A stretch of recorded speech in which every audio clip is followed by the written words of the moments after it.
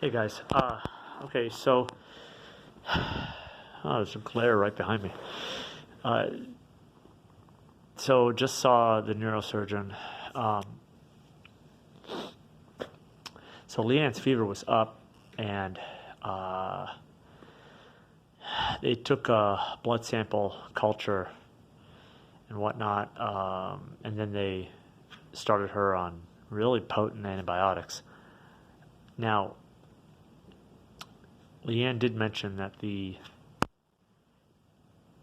drain port for her backside actually broke, and they were able to clamp it. Um, so I saw the neurosurgeon.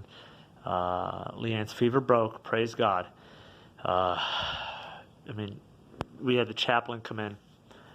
Just he was making his rounds and had to see us, and it was a time of worship and weeping and prayer for certain family members and whatnot, and it was just so good to share. Her fever started dropping because of all the heavy dose antibiotics. So the neurosurgeon, suspected any combination of three things. One, bacterial meningitis. Two, he called it a chemical or non-infectious meningitis that occurs because of surgery.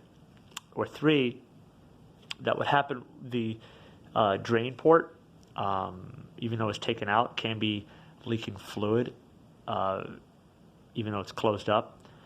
And it could be any combination of them. And then he did, I asked about the broken port. He's like, yeah, that could have been an entryway for bacteria to get in. So the current plan, it'll be early for Leanne to leave on Thursday morning or Thursday afternoon. So they're looking, Thursday, Friday. She won't be leaving tomorrow, which is Wednesday. So what they're looking at doing is they want to make sure that overnight there is no fever. If there was a fever, that the fever went back up, they'll do a spinal tap. And they'll do what's called a blood patch. They take blood from your arm and they put it back in the site which they poked. They actually did that for Leanne back in '09 when Nahum was born, because at the spinal site it leaked some fluid.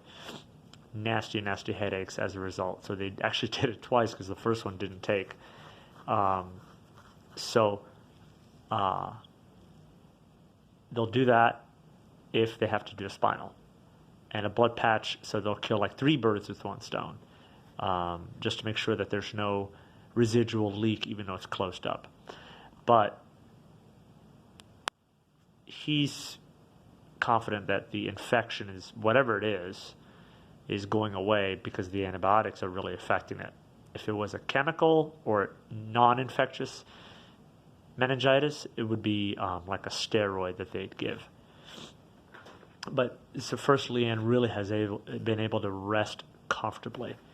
So, she complained of a stiff neck and fever and whatnot. So they want to just rule out any other things like blood clotting, whatnot. They call the lactate. They tested lactic acid just to make sure that she is able to move, and it came out good. So just thought I'd give you guys that update. The amazing thing of this portion of it was the worship time with the chaplain. I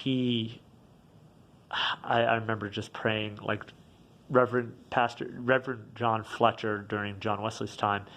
They asked him, John Fletcher, how can we help you? How can we provide for your needs? He says, I need more grace. And I said to the chaplain, I need more grace. And he said to me, yeah, this is the way that God's answering it through your wife. And I said, oh, I didn't want to hear that. But that's exactly what it was. So it was a time of just peace, worship and praise, and just weeping. It's everybody saying, Erez, it's not time yet. And I know that. I know that here. And my spirit knows it. My brain, I guess my brain doesn't know, it doesn't want to. We have been really grabbing a hold of, what Watchman Nee says, don't strive for the resurrection life. You already have it. Strive to lose the Adam life. Unbelievers need resurrection preached to them because they don't have life. Believers need the cross preached to them because they don't want to lose here.